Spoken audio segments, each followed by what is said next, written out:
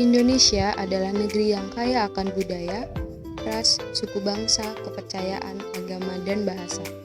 Dibandingkan dengan negara lain di dunia, keragaman budaya di Indonesia sangatlah bervariasi.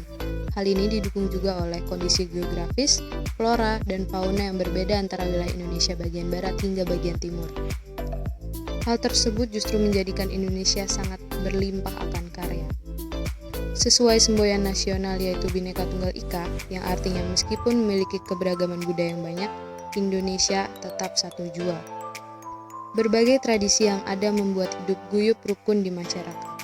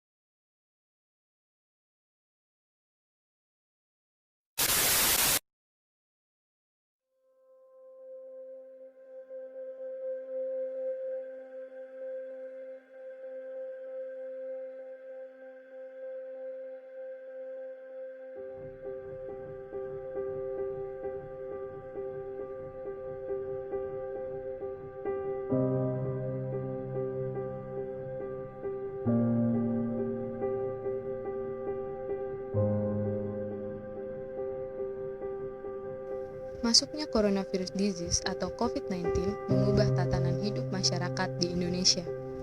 Virus corona adalah virus yang menyerang sistem pernafasan yang menyebabkan gangguan pernafasan, infeksi paru-paru yang berat hingga berujung dengan kematian. Indonesia sendiri berada di peringkat pertama di ASEAN dengan jumlah penderita terbanyak. Dampak tersebut menunjukkan perlunya adanya sosialisasi mengenai edukasi COVID-19 kepada masyarakat luas, mulai dari anak-anak hingga dewasa. Hal ini bertujuan agar tidak terjadi lagi penyebaran COVID-19 ke arah yang lebih luas. Bentuk sosialisasi pada setiap daerah jelas tidak bisa disamakan, mengingat masyarakat Indonesia yang memiliki kebiasaan, suku dan kepercayaan hingga kebudayaan yang berbeda-beda. Perbedaan kebudayaan tersebut dapat menimbulkan kecemasan dan ketidakpastian. Oleh karena sosialisasi era baru ini harus disesuaikan dengan kultur yang ada di masyarakat. Seperti halnya yang dilakukan oleh mahasiswa KKN IPB di Sumatera Barat.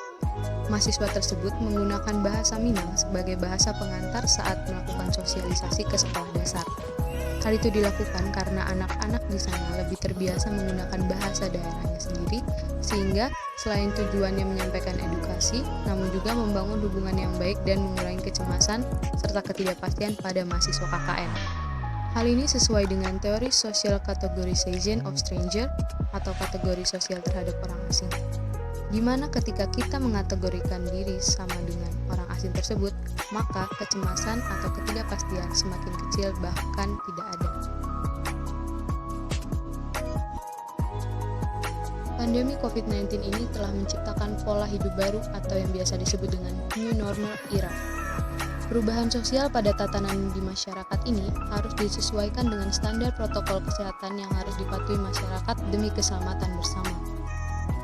Kebiasaan baru yang harus ditaati masyarakat diantaranya terbiasa menggunakan masker saat berpergian, selalu menjaga kebersihan diri dengan rutin mencuci tangan, menghindari kerumunan dan mengatur jarak sosial minimal 1 meter dengan lawan bicara. Kebiasaan masyarakat pun banyak yang berubah setelah adanya pandemi ini. Contohnya seperti anak-anak yang bersekolah dari rumah atau yang biasa disebut school from home, kemudian para pekerja yang juga bekerja di rumah atau yang biasa disebut dengan work from home, dan masih banyak lagi kegiatan yang menghimbau masyarakatnya untuk melakukan kegiatannya di rumah.